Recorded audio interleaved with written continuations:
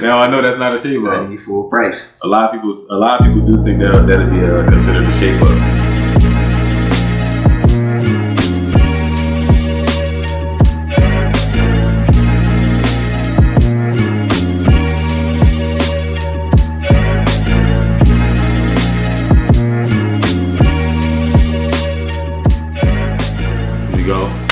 What's going on, Instagram and friends? It's your host, QuiySpeaks. This is Talented Tuesdays, brought to you by the GoldenKey Foundation, developing leaders one step at a time. I got my man Dwaine over here tonight as the guest. But real quick, before I introduce Dwaine, I want to remind you guys to, that comment section. Use it as a tool to ask questions that I might be missing. You can ask Dwaine anything as it relates to what we're talking about today, which is barbering and cosmetology. Keep the comment section clean. We don't want the negativity in here. We want to keep everything positive, have people feel free to comment, ask questions, and, just show some love. So without further ado, I'm going to pass the mic to my man Dwaine, introduce himself, tell him where he's from, and how he ended up on Talented Tuesdays. My name is Dwaine, I'm a barber, How old are you? Where are you from? I'm 20, I'm from Philadelphia. Okay, so like I said, we was talking about barbering and everything like that. Dwaine, what made you want to become a barber or even get into barbering? I was about 13 or 14. Mm-hmm. I just wanted something to do, that'd get me some money, get me paid. And I started cutting my own hair at first. And people started liking the way I cut my own hair. Like, look, shape me up too. I started doing it as free. It was a hobby. Okay. Then once more people wanted to cut their hair, that's when I started charging. I knew Dwaine for a long time. Dwaine used to cut my hair back when I used to live in Philly. In the basement. I definitely remember we used to be in the kitchen, in the basement, wherever we had the space to cut hair. It did help that your mom had almost the perfect chair for it too. She had a little spinny going. All that, you know what I'm saying? Yeah, so started from the bottom. Started from the bottom. Now we here on Talented Tuesdays, talking about cutting hair. So you said you learned from cutting your own hair, basically. People would see a sharp cut. For real, it was like I put on a YouTube video that somebody else cutting hair doing the same cut that I was doing. And then I just tried to do everything they was doing. Trying to do everything what they was doing? Yeah, man, that was really taught me a lot too. But watching the YouTube video, did you find it was difficult? Because on the YouTube video, you watching one guy cut somebody else's hair? Yeah. So then you try and practice on yourself, is that a little bit difficult because you may not have the same angles that he have? Yeah, well, cutting my own hair, my haircut was pretty simple, but if it was like a haircut I wasn't good at the time, then I do look at the video and then just pause the video, try to do what they did, play the video. Okay. And I learned like that. So you basically experimented on yourself first? Yeah, exactly. Okay, I feel you. But I always had my joint sharp though. You always had your joint sharp? It was a point in time where I wouldn't shape it up though. I just cut it down. Oh, you just cut it down. Shape up. Yeah, my waves would be spinning, but no shape. My waves would be spinning, no shape up. How long have you been cutting hair versus working in the shop? Because there's been some time that we was just in the basement, like you said, in the kitchen. Well, first I was in my first shop down in West Philly. Okay. Yeah, that didn't go so good though. I don't remember. Yeah, a lot of in West Philly. This is when I was like 16. Okay. Yeah, this is my first shop. I thought it was gonna go better than that, but you know what I'm saying. Every shop is not like a lot of walk-ins and stuff. So I left that shop alone and then went back to cutting. You know what I'm saying, out of just going to people's different houses and stuff. Okay. And then that's when I found at the shop I'm at now, BarberTime. And once I got there, that's when everything went off. Everything went off from BarberTime. Yeah. So how did you tell us a little bit more about your experience with the first barbershop. Like what turned you off from it? So the first barbershop, it was more like a neighborhood barbershop, and I wasn't really from that neighborhood, so it just didn't work out. I wasn't really no walk-ins coming through. Mostly it was all by appointment. Yeah, it was all by appointment. So I was just sitting around, but it was still cool. I mean, I was learning stuff, learning different stuff and whatnot. Yeah. And so then you said you went from being at the first shop to then now you traveling to different people's cribs and cutting hair like that. What would you say the pros and the cons of being a mobile barber would be?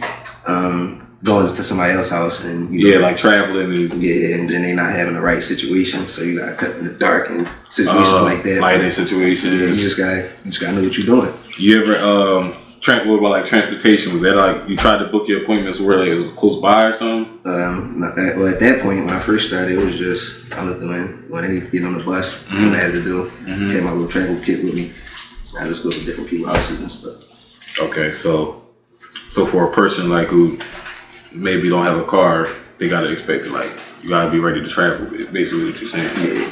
It's whatever you're gonna do, you're trying to make it. That's what you gotta do. Mm-hmm. So would you do mobile barbering again now that you got will and everything like that? Would you consider on the side, but not every day. You're right. Mostly I'm in the shop now. Yeah. Okay. So tell us about like the shop experience. Like, are there different things that you face on a day-to-day basis from like, have you ever had a client that like wasn't satisfied with the cut you gave them? Yeah, you can't please everybody. You can't please everybody, right? Yeah, so you got them real picky people, you know what I'm saying? But they don't really know what they want, and they expect you to know. So sometimes you just gotta get them to show you a picture, or just really explain the cut to them like over and over again, so you know exactly what they want. remember the one time we was at BarberTime and the one boy was getting a cut, and he got out the chair, looked in the mirror, like. Yeah, then you get them people that look in the mirror. And then he grabbed the clipper and started shaving himself up again. Yeah, I'm like, man, we don't do that, man. You can't do all that, man. They have it to you, but yeah, man. You can't be doing that. Some people just pick up their clippers like, man, I got it, and unless they join up more. You know what I'm saying? Yeah, and then it's on you. Yeah, well, they ain't on me after that. Right. I still want my money, though. You ever had people that wasn't trying to pay the bread for a cut, or people who didn't have it, you know what I'm saying? Yeah, you get them people, so you gotta make sure, like, you tell them the price and everything, and if they got the right amount of money before the cut is finished and everything. So, or before they even sit down, make sure you got that right. And like, what's the experience like for when you get your first walk in, like somebody that you like, it's your first time cutting them, like how's that initiation to like? Some people get disrespectful with you too. They be like, don't mess me up and all that kind of stuff. So you gotta just know how to talk to people. Oh, okay. You know what I'm saying? And then like get them comfortable for you to cut their hair the first time. And then like, what I'm saying, you know what you're doing. For the pricing, do you let them know like in the beginning, you give them the cut, yeah, and then you try and give them just a fair price or something like that? I mean, the price is the price. So yeah, I try to be fair, But I don't never really like, if you go into a barbershop, I don't know too many times where you can like see the price of the cut that you about to get. All right, now some people try to get over on you though. I tell you that they'll be like, I just want to shape up. So then you're like, all right, but fade the size in the back. That's not a shape up. See, that's a whole cut. And me not being a barber, I used to think that was a shape up. Because when I had the curly top, yeah, that ain't no shape up. That's not a shape up. So, all right. And of course, you got the scenarios of working with a bunch of people at the barbershop too. Different types of people that come from different cultures, people come from a different race. Yeah, the shop I'm at is real mixed. I'm about to say it's real diverse at your shop. So we get a lot of different races in there. You gotta be versatile. Different ideas. Yeah, you gotta learn how to cut every type of hair. You ever have like a disagreement with like another barber that you share space with or something like that? Yeah, we have a little disagreements in there. We be debating about different stuff, but I don't ever get too far. When people cool it down and stuff. Oh, but we do have a little beat. Kind of like those debates that could basically like learning experiences. Like you talking about your point of view, he giving you his point of view, and y'all basically trying to barbershop. Meet that middle. We talk about everything in there. People tell you their whole life story. Yeah. Breaking up with their girl, all that. They tell you everything in the barbershop definitely a space. It's like, even if you ain't ready to share your story, but you want some motivation to share your story, go to the barbershop. You can just talk it out with anybody at the barbershop. Just want somebody to talk to sometimes. Exactly. I be listening to them. Saying, I remember some of the old heads. You remember the old heads that come in the shop, don't even get a cut. They just there to talk. Yeah, be people coming there bald with just a mustache. I'm a mustache. I just want to sit in the chair and talk. You know what I'm saying? I mean, is opening the shop something that's in plain sight for you? Something that you're trying to do? Yeah, I want to open the shop. But, all right, go ahead. Yeah, I want to open the shop, but it's just I don't got the right name for it yet. You know what I'm saying? Oh yeah, man, you ain't gotta worry about that. I want to get the right name for everybody. Stole the names. Everybody stole all the tough names. All the good names, but I'm gonna think of something creative. So like, what's like an ideal area for you to start the shop at? Like, you looking at a specific area, state, city? I want to stay in Philly. I love Philly, so I want to stay in Philly. Stay up northeast too. So probably open it up near there. Yeah. So then you gotta learn your competition that's nearby and everything like that. I'm pretty established up there where I'm at though. A lot of people know me. Well, that's good. Yeah, you built your clientele up. Yeah. Check out Waine barbering page. Shout out your barber page real quick, bro. _Waine with 2 E's. Now that you're in the shop, do people still hit you up for house calls? Yeah, but I charge more for house calls because it's just going out your way and everything. So it's probably double the price for a house call for me to travel. come to your house and everything. Cause you gotta pack all your equipment up and all that other stuff. Yeah, you gotta travel too. Cause I realized back when we used to get the cuts in your basement and stuff, versus when I started going to the shop to get the cuts. Yeah, equipment. You had a lot more equipment too, so it's like it's not just the same as your little travel kit. Yeah, but you can't bring everything with you. You know, that's too much. So, but you just bring your main stuff you need, but you still be a sharp cut and everything. And even though you started cutting, like just practicing on yourself and based off of something that you was interested in, did you go to school for barbering?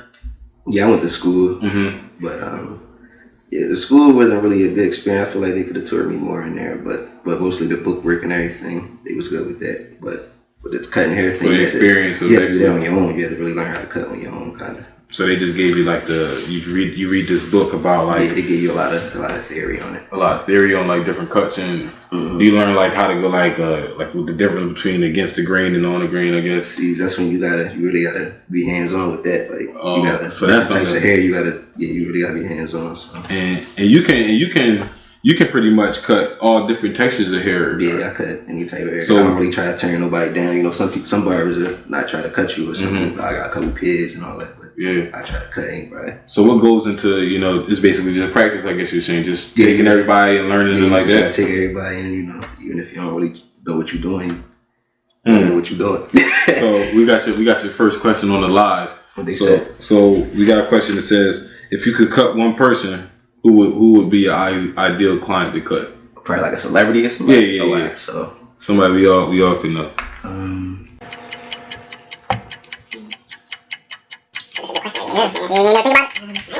Probably cut a couple basketball players on the Sixers. I like to cut the Sixers. Anybody on the Sixers, probably. Anybody on the Sixers? Yeah, I like to cut NBA players. And Philly for real. Yeah, probably Eagles players. Look, y'all thought you was about to name a specific celebrity. You just said, man, just give me the Sixers and the Eagles. Meek Mills, all that. Everybody from Philly. Anybody big from Philly. So have you ever overbooked yourself at the shop? Yeah, like when I first started, it was like, I wasn't used to being booked like that. So, I think I remember all my appointments. So, sometimes I forget to write them down or something. But now I got my book, my schedule, so I make sure everything on point. All right. So what goes into like setting your schedule? Like how I know you get the calls is gonna come in regardless. I know that. So like, how do you go about like picking the schedule, giving yourself some time? How much time a day do you give to yourself where you could just cool out, relax? So when somebody call me, I tell them like what kind of haircut you getting first.